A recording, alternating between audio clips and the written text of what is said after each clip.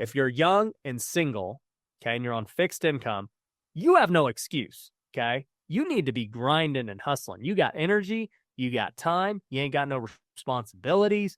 You should be taking all the risk in the world. So whenever I hear a 20-something-year-old who's in that situation and they're scared to do something, I'm like, you're the softest person ever, okay? Quit being soft and do what you need to do, okay? And take a risk. Because guess what? Even if you go bankrupt, who cares? You freaking have nothing to lose. You're still broke. You're already broke. You're just now broke with a label that you're actually broke.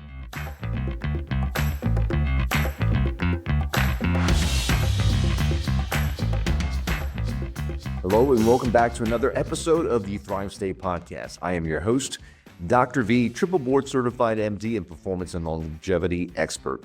And on today's podcast, we talk about financial health. Finances are just energy. In fact, money is a way we can amplify our energy. I feel that about AI as well. It's an amplifier of the energy and frequency that we are. So is it a good thing? Is it a bad thing? I just think it's more of an amplifier. If you are somebody who is stressed out all the time, feeling like you need more money to satisfy life, to be worthy, that was me.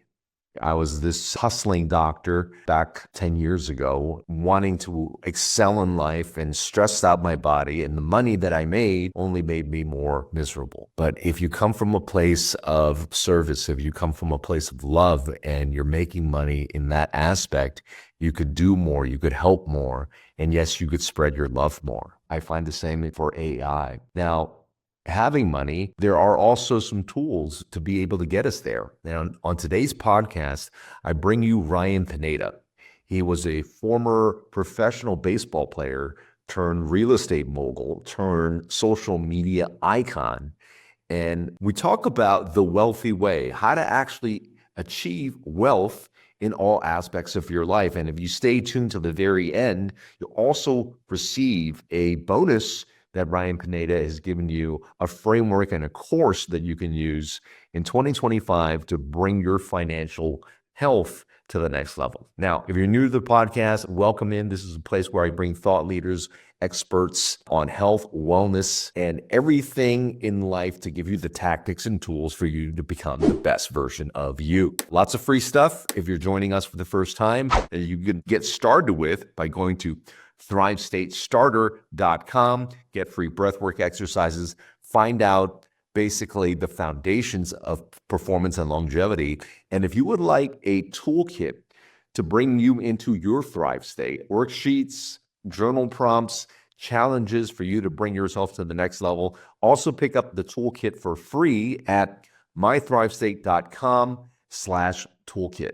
Now, this is a conversation I had with Ryan in my Thrive State Summit, where I brought in the thought leaders and world experts in mental and emotional wellness, 50 of the world's thought leaders in that space. And if you want access to that, go to mythrivestate.com/pro and use the code ThriveState50 to receive 50% off any digital product that I have. That is super awesome. And just released is a digital version of me. And did you know that using just your smartphone, you can scan a picture of yourself? It will reverse engineer your biology to give you precise medical advice, as well as get advice from the AI version of me. To try this out for free, go to shay.group/dr-kien-vuu. That is Shay, which is spelled SHAE.group/dr-kien-vuu. Now, I hope you enjoy this podcast episode with Ryan Pineda.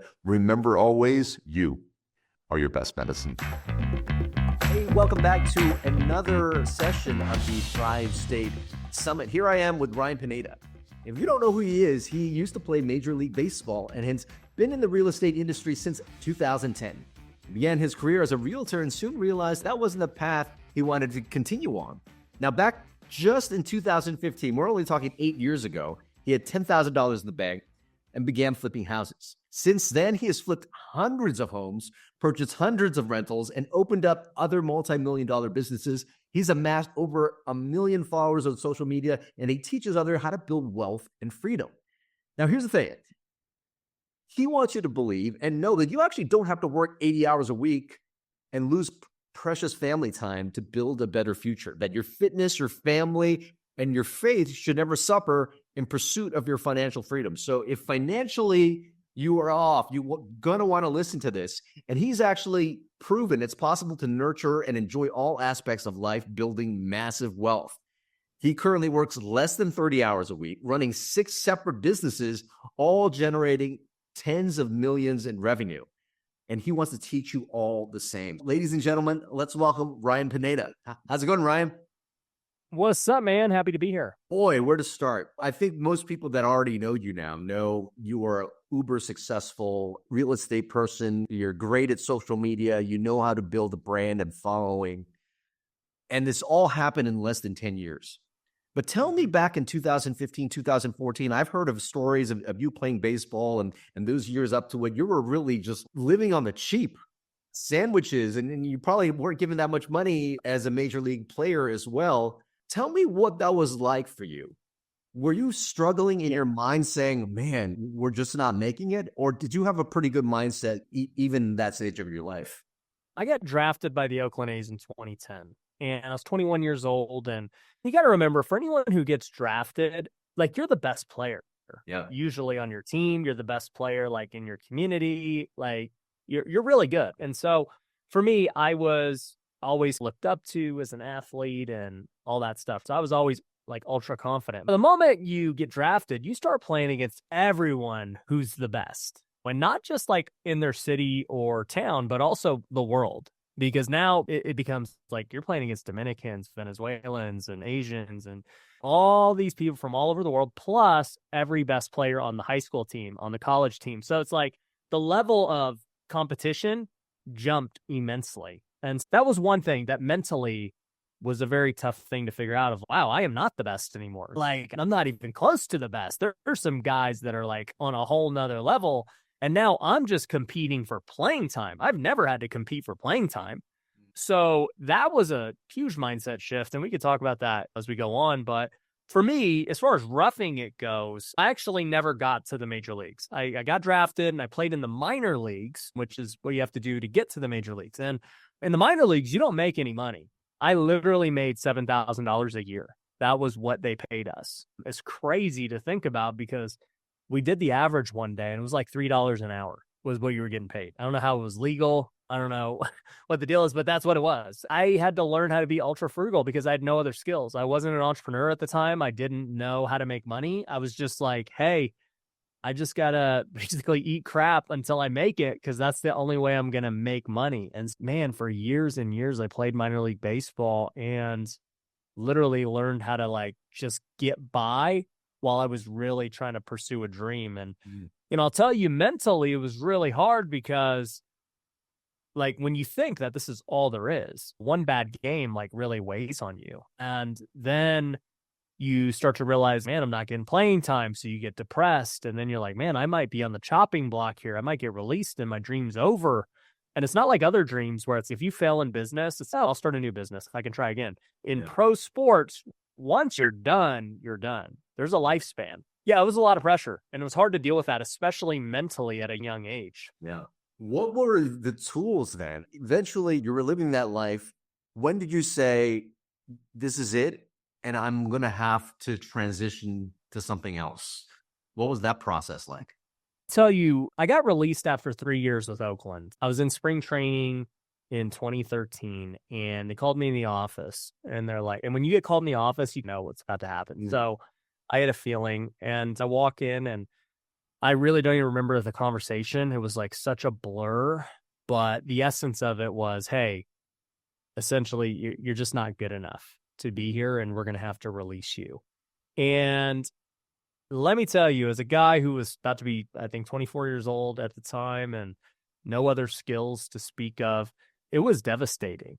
And to even make matters more intense, I was engaged at the time. And so I had just gotten engaged, and I'm like, all right, I'm going to get to the big leagues, and that's how I'm going to provide for my wife and all that. And boom, they're like, they throw you a literal curveball. And dude, no, you're done. And I remember going back home thinking, wow, now what do I do with my life if it's not going to be baseball? And that was like the first real time in my life I could say I was depressed, where I was like, dude, what do I do? And I spent about a month moping and just like trying to figure my life out. And sure enough, I ended up getting a call from another baseball team. It wasn't an affiliated baseball team, but it's what we call independent baseball out in Fargo, North Dakota. And they're like, hey, you should come play. You're already trained. Like, we've had many people come play for us and then get signed back. And so we get 5,000 fans a night. You'll have a ton of fun. You're going to play. You can reprove yourself. And so I played one more season or I ended up playing 5 more seasons actually. But I played that season with them and rediscovered my joy for baseball. And I realized I wanted to keep playing, even if it wasn't where I wanted to be. Yeah. But at that point, I also understood that, hey, even though I'm going to keep playing and trying, it's probably not going to be the path. And so I need to start working on something else because I'm about to get married here and I have no way of even paying for anything. That's amazing. And some of those initial building the new skill set like for you? Was it just, I'm going to try to find something that works and sticks? And what was your mind path as you were doing this other thing, knowing that's not the path you're going to take? Like, how did you start building up a little mental fortitude that it's going to be something else? And how was your approach to actually start taking on something else? So on the baseball side of things, it was actually freeing knowing that, hey, this isn't the thing. What ended up happening was I had seen the worst, right? Because a lot of us fear something that we don't know. We're like, oh man, like what if I lose it all? What if I was like, I've already lost it all. Like I can tell you what it feels like to think that your career's over and you're done. And I was okay with it. I was like, if it doesn't work out, it doesn't work out. Like, I'm good.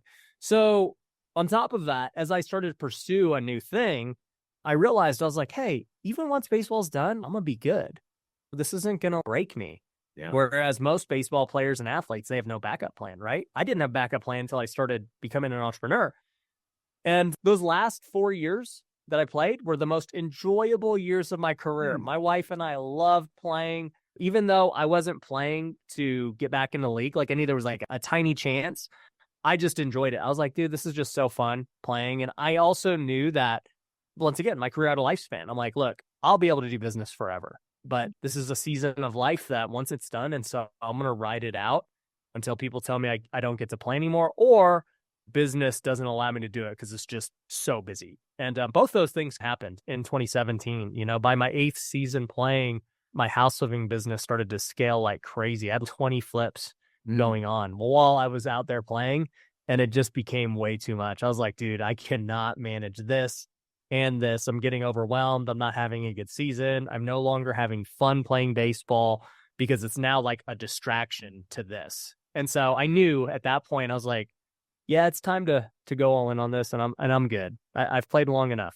Oh, that's beautiful. So I wanted to almost dissect what you just said here, because you reached to a point that was like your lowest low, but it was something that you were building within you in terms of how you dealt with that made whatever else that was happening just done. What was that process of your lowest low in terms of, one, did you just sit with it for a while? Did you just start to rewire what it meant to be cut and all those things? What was brewing at that point now? Because it looked like when you restarted that team, you're like, hey, this is not the thing. I've already done that. And you started to build yourself up. You were in a different mental space.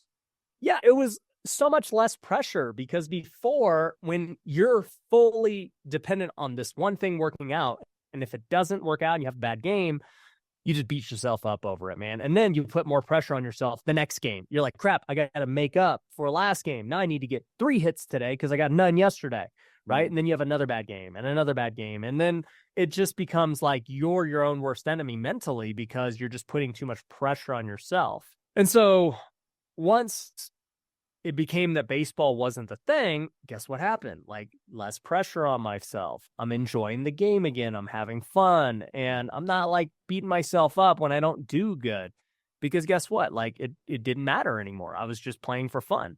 So it was a totally different mentality. And I'll tell you this, like, even in business today, I have that mentality. I'm like, oh, this video flopped. This deal lost money. That marketing didn't work. I'm like, whatever. I'm not dependent on this one little thing working and it's the end of the world if it doesn't. Like, I've been through so much failure now that I know it's just part of the process. And I also know I'm going to get more opportunities. This is not the only opportunity in my life. I try not to take anything too serious. It was really just that initial failure that was almost like the bus thing. But then since then, that basically the failures are the things you need to collect to really rise to the next level. Yeah. Oh, yeah, dude. Look, every successful person has failed more than like unsuccessful people have. People think, oh, they must just be perfect and they make all the right notes. No, they actually just took way more action than you. And they also failed way more than you because they're willing to take action and they're willing to learn from those failures to create the successes. And guess what? They were able to have more success than failure, but it doesn't negate how much failure they had along the way. And when you've experienced failure, and I got to tell you, baseball, they use it as the analogy for failure. Hey, if you get out 7 out of 10 times, you're great. 3 out of 10 for hits is amazing. And that means you're batting 300. And I'm like, yeah, I remember if I went 1 for 3, I was like, dude, that was great. I failed twice as much as I succeeded. Let me ask you about where you guys were at during the time you played in North Dakota. You said you weren't making a lot of money, but you were having a blast. Tell me about what it was like and how the two of you seemed to be unencumbered by what was in the bank account at that time that you attach your mental and emotional wellness to. I hope you're enjoying the podcast thus far. Now, I wanted to give you a really neat resource that I've been working on for the past year. Are you living with chronic stress, burnout, or the nagging symptoms of anxiety and depression? Do you find yourself battling fatigue or brain fog or feeling like you're not performing at your best? Well, what I've been working on all of this year is made especially for you. It is an online virtual event called the Thrive State Summit. You can register now for free at thrivestatesummit.com. But what it is this. You get to connect with and learn from 50 world-renowned thought leaders, experts, and some of your favorite celebrities. We've got people like Bruce Lipton, Vishen Lakhiani, Dave Asprey, Dr. Josh Axe, all united with a shared mission to tackle the mental health crisis that is impacting each and every one of us. Now, the Thrive State Summit isn't just another event. It is really my hope that it becomes a catalyst for change, particularly in this fast-paced world. And so what can you expect? You could expect to take home life-changing takeaways from all our experts, activation sessions to be able to bring you into states of calm and relaxation, really all the resources for you to become the best version of yourself. And finally, proceeds from the Thrive State Summit will go to 4 mental health nonprofits improving Rare Impact Fund, the Trevor Project, Good Days, Genius Recoveries. So please, if you invest in yourself, and please share this resource with your friends and family members. It's something I poured my entire heart into this past year, and I know it's going to help so many people. So register now at thrivestatesummit.com. This is a whole different topic with mental and emotional, because I think for us, it was more of a spiritual aspect, right? Mindy and I have always been Christians, and we knew that we were going to build our foundation with God at the center of our marriage. And she married me knowing that I didn't know what the heck I was going to do with my life. And like, I'd already been released from baseball and I was not an entrepreneur yet or a couch flipper or a house flipper or anything, but we loved each other for things beyond money. And she grew up without money. And so money was never like, oh man, we got to make all this money. And we just didn't care. And so like when I would go to play for 6 months, it was about the experience and the joy and everything we were having. I was going literally to play for 6 months to make $6,000, right?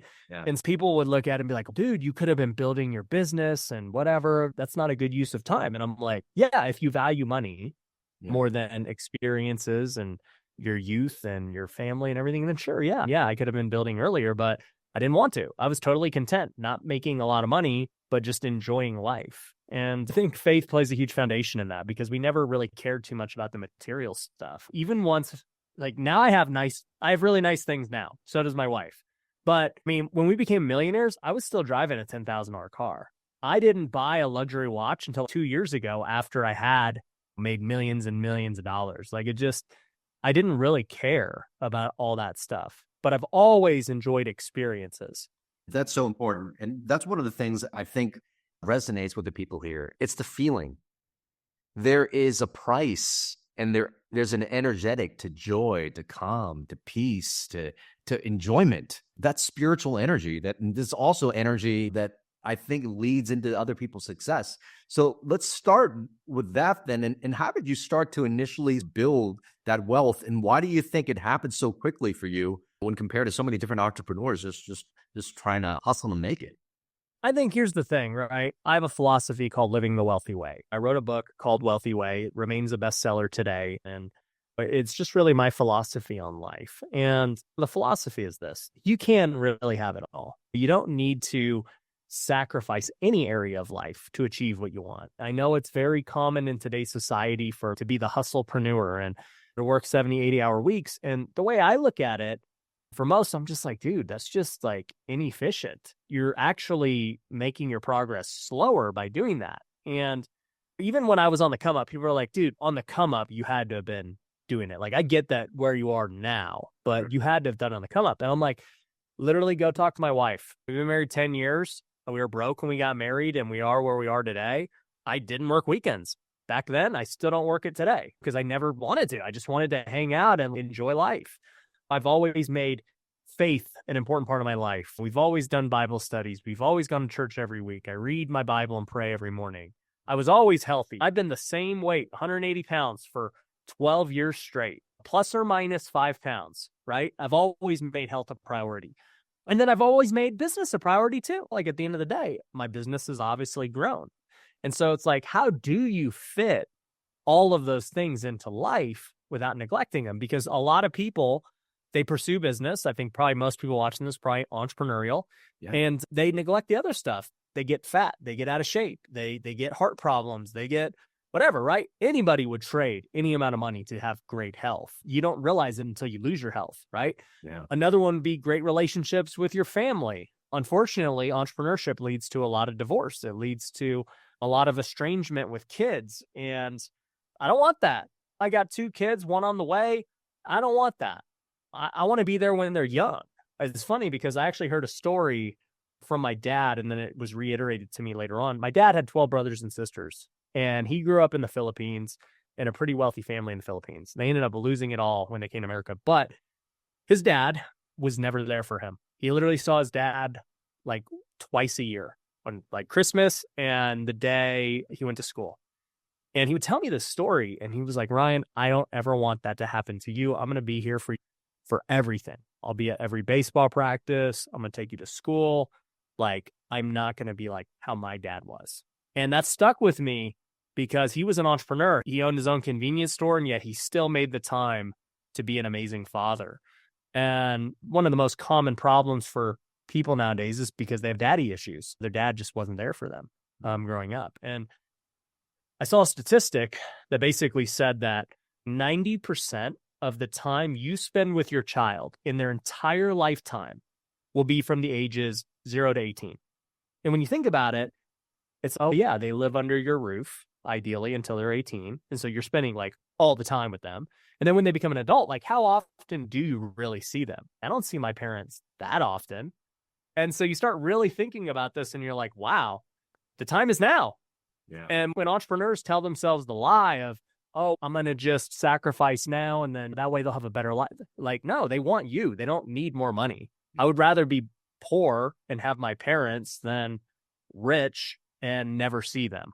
Okay. So like we tell ourselves lies, and then the same thing happens spiritually, where it's like, oh yeah, I grew up in the church, I don't like it. And then you start pursuing all these things, and you're like, why do I still feel a void? And so that void is a spiritual void. No amount of money will ever fill it. No amount of relationships will ever fill it. No amount of status will ever fill that void. And if we're talking about mental health and living life and what is life really all about, you start to realize this, man, you got to be strong in all these areas to live a truly fulfilled life. And so if you agree with that, the question then just becomes how. And so that's what the wealthy way is. How? That's where we're going to lead it to next. There's tons of people that are probably watching, celebrities, physicians, entrepreneurs, busy professionals, and potentially they bought into the lie that hustle and life and the number in the bank account is what fulfills them. And I'm pretty sure a lot of them achieve those things still feeling empty inside. To those people who are watching who might not be doing well financially, or maybe they are, and they just need to have a more balanced life of what you talk about, what are the next steps? How? And what's step one? Yeah, the book goes through a lot.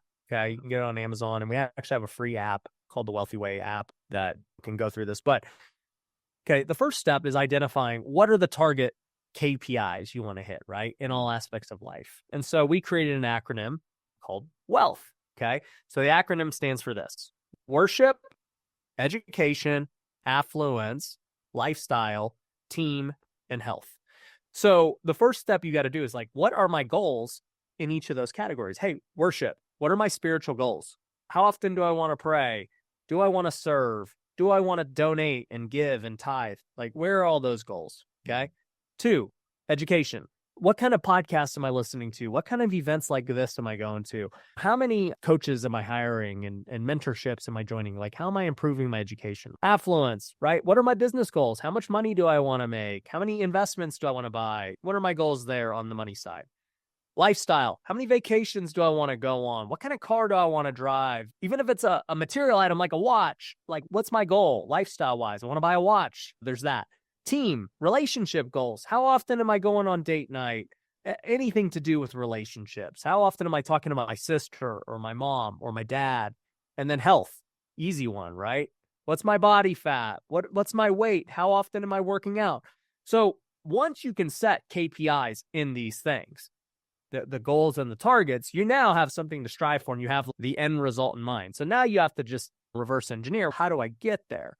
And more importantly, what can I do on a daily basis that leads me to these goals? And so for me, what I do is I create my schedule. Okay. Everything is about time because at the end of the day, there's only one constraint we as humans have. It's not money. It's not where we live. It's time. We're all bound by the same 24 hours of the day.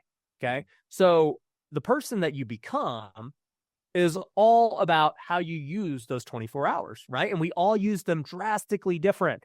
Some of us sleep longer than others. Some of us choose to watch Netflix. Some of us like to work out a lot. Some of us like to work at our business 12-hour. Everyone gets to make the choice how they spend the 24 hours. For me, if I'm going to reverse engineer it, why don't I just plan it out so that I make sure I hit all my goals? And I do it on a daily basis. And my schedule is pretty simple, right? If you can figure out a daily schedule that helps you live the wealthy way, you do that over and over again for years, you're going to see success. So just to give people my schedule, okay? I wake up about 5 to 5:30 every morning, okay? First thing I do is I have my time with God. So I want to get my worship out of the way first because to me, that's my top priority. And so I'll read my Bible, I'll pray, I'll journal, I will fill out my Wealthy Way planner, and all of this takes about 45 minutes to an hour, okay?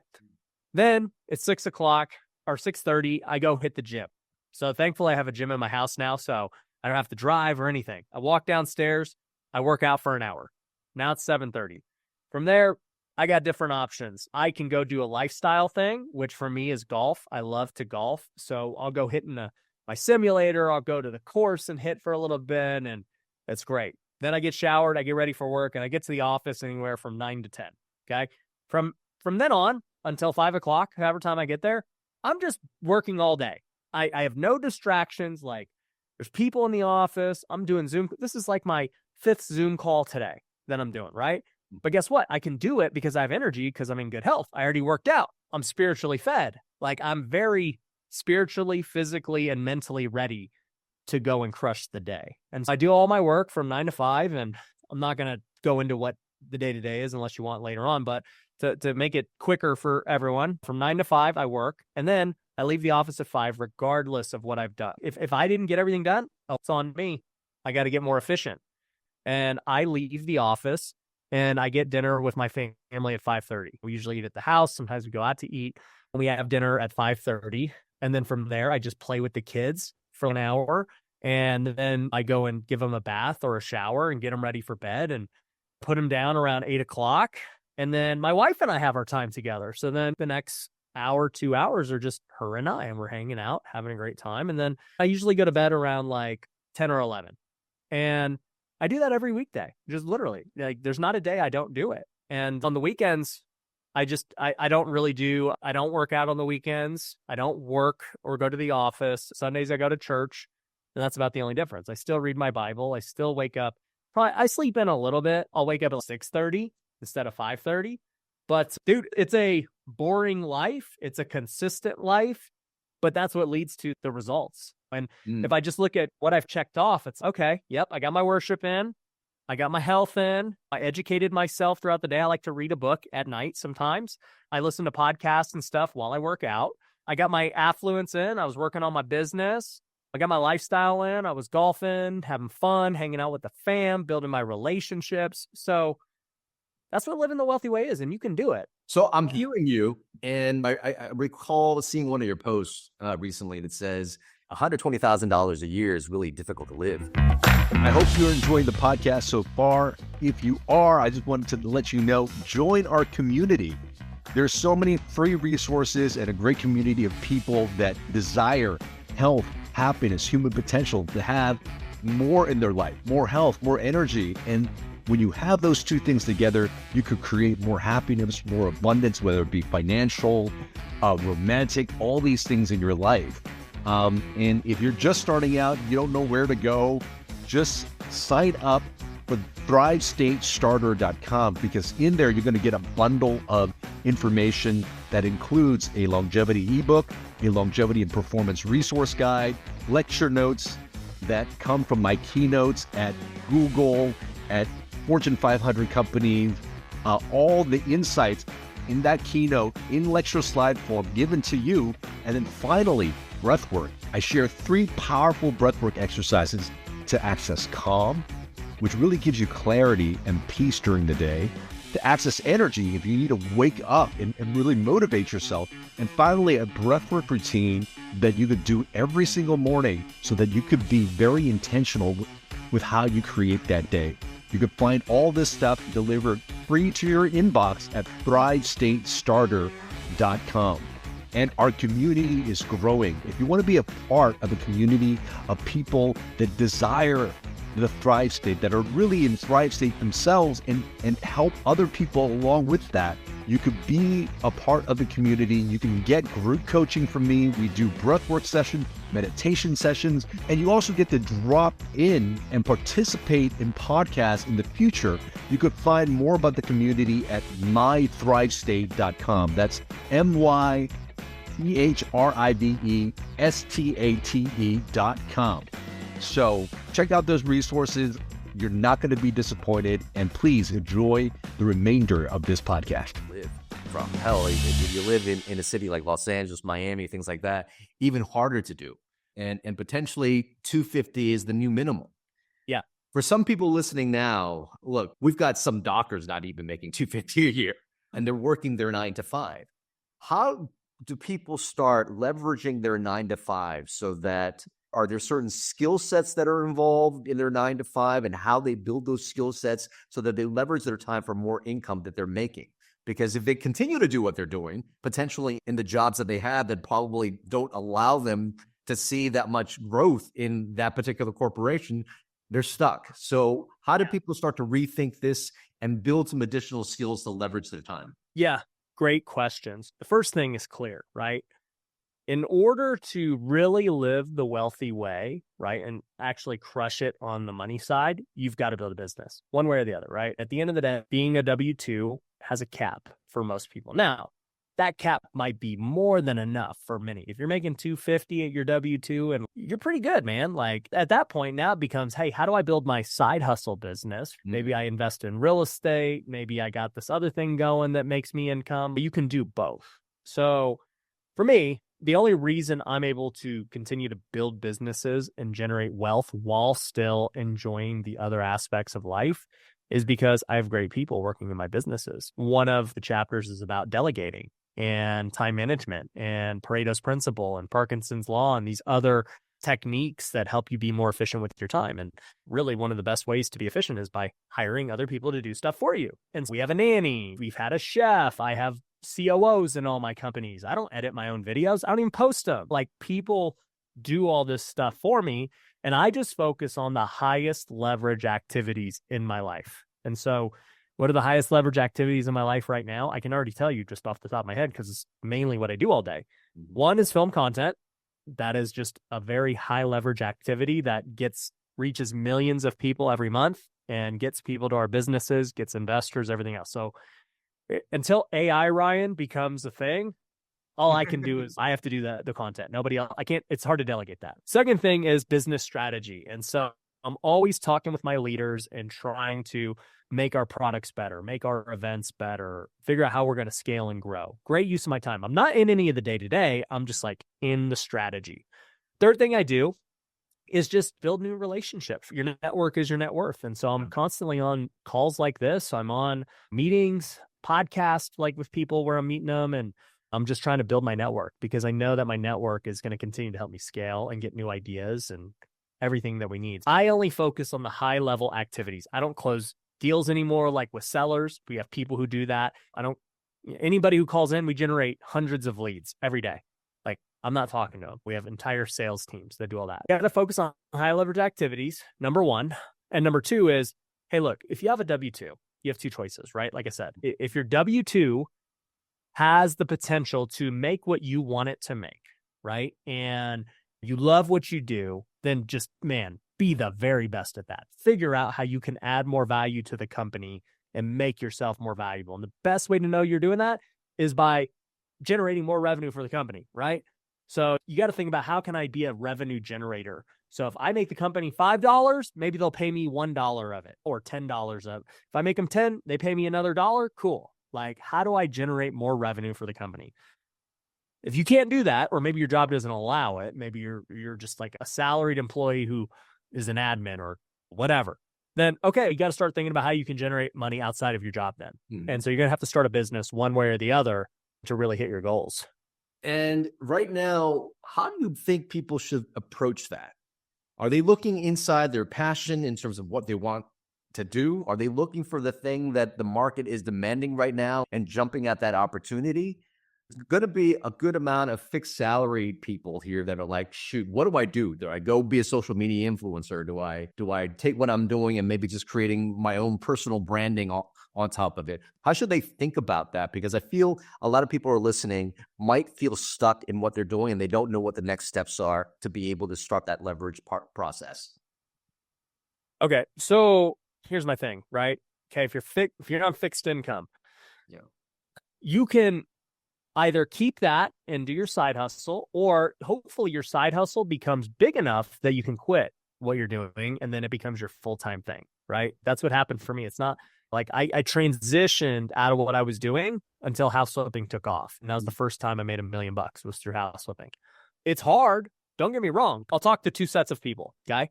If you're young and single, okay, and you're on fixed income, you have no excuse, okay? You need to be grinding and hustling. You got energy, you got time, you ain't got no responsibilities.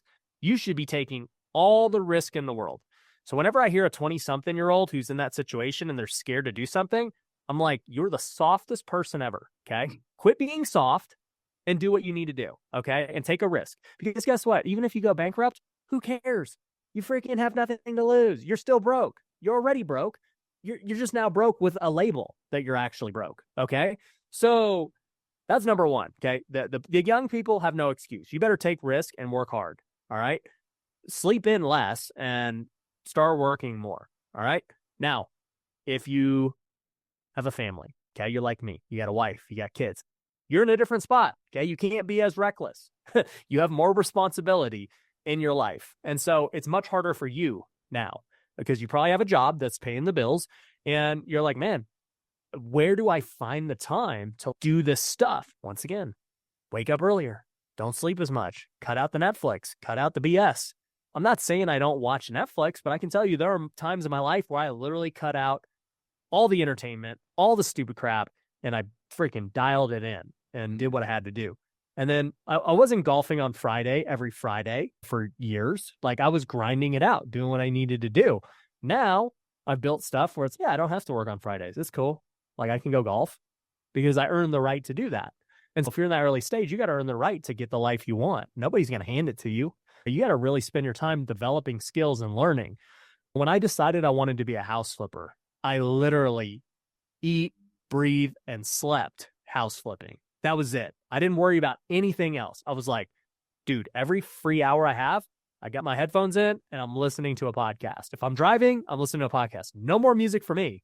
I'm going all in on learning this. Same thing happened with social media. In 2020, I decided I want to start making content. I said, I need to study all the social media people. I don't even like watching YouTube, but I need to watch it and study. And that's what I did. Like, I go all in when I want to learn something. So it really does sound like there's no real magic bullet or quick, easy thing to dive into. Hopefully it's something that's your calling, that you can really serve in that one thing that lights you up, so that you could spend that time grinding it out and becoming really good at that. You want to hear a funny story? So yeah, I was just telling you before, I'm getting older now. So I'm like actually taking my health even more serious, because when I was in my 20s, I'm like, dude, I'm good. And now I'm like, hey, I'm getting older. Things aren't like as easy as they used to be. So funny story, I just got on TRT. Okay. And I feel freaking great. It's amazing. I can feel like I'm getting stronger. I'm getting more muscular and I'm excited for it. But I've met many people who are on TRT who are fat and out of shape. And they're like, yeah, I'm on TRT. It's great. And I'm like, really? Like, I would have never guessed you were, right? That's news to me, whatever. And so here's the key, right? They thought that getting TRT or something was like the magic bullet that was going to make them jacked and fix their terrible health issues. And yeah, it's going to give you a little boost, but you still got to eat right and work out, or you're still going to be fat. Like, TRT ain't going to fix it. But if you do the right things and then you supplement yourself with it, then yeah, you're going to get some really good results. That is, I would probably say, the way. And it seems like for you, really having that spiritual foundation, which probably led you to really have that emotional and mental foundation. And basically that allowed you to just approach crushing everything you wanted to learn just that much easier, so that you could live the wealthy way as you build to your wealth. Yeah, dude. Like, at the end of the day, there's a reason in the wealth acronym, worship is the first one. Because it's like, for me, reversed engineer goals, right? So we're like, hey, okay, I want to hit all these goals. How do I go about doing that on a daily basis? But let's reverse engineer eternity. Let's ask ourselves the ultimate question of, hey, we all know we die, and everyone has varying opinions and everything on what happens next. But if we really believe that God might be real, then the number one question we should ask ourselves, not my career, not all these things we ask ourselves to Chat GPT and YouTube, the number one question needs to become, what happens after I die? Okay. Because that's a far bigger question than anything else. And we know for a fact, like, here on earth, we don't take anything when we die, right? Something spiritually happens. Or you believe that we just go into the dirt and nothing happens. But either way, you got to make a choice.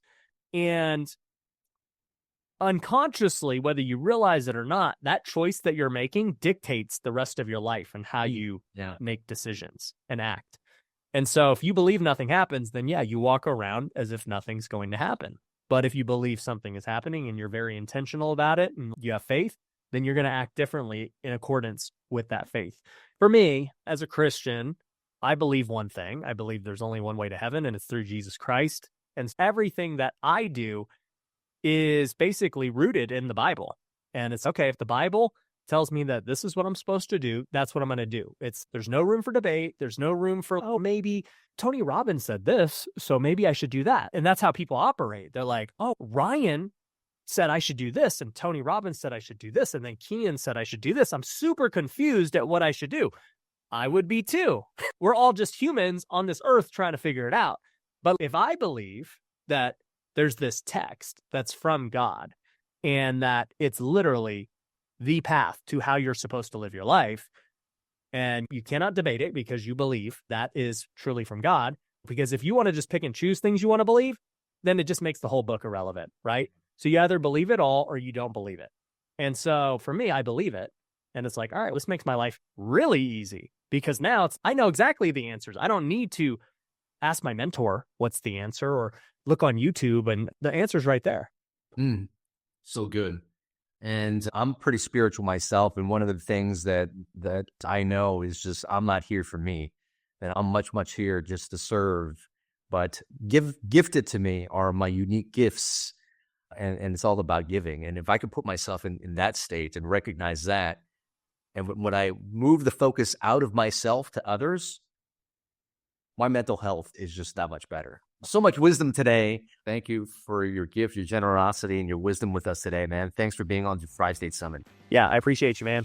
I hope you enjoyed that excerpt from the Thrive State Summit on this week's episode of the Thrive State Podcast. If you want to listen to the full interview along with the full interviews of the 50 thought leaders, experts, and celebrities in the mental health, emotional wellness world, please register for free at ThriveStateSummit.com. Again, if you find this podcast useful, please subscribe. Please share this episode with your friends and family members. And do us a favor by leaving us 5-star wherever podcasts are heard. It will help the show grow. And finally, if you haven't already, get the free resources. I have a bundle of longevity as well as peak performance resources to give you, which includes ebooks, lecture notes, breathwork exercises. You can get them all at ThriveStateStarter.com. Thank you again. Thanks for being a part of our community and our mission to really elevate human potential. And remember always, you are your best medicine.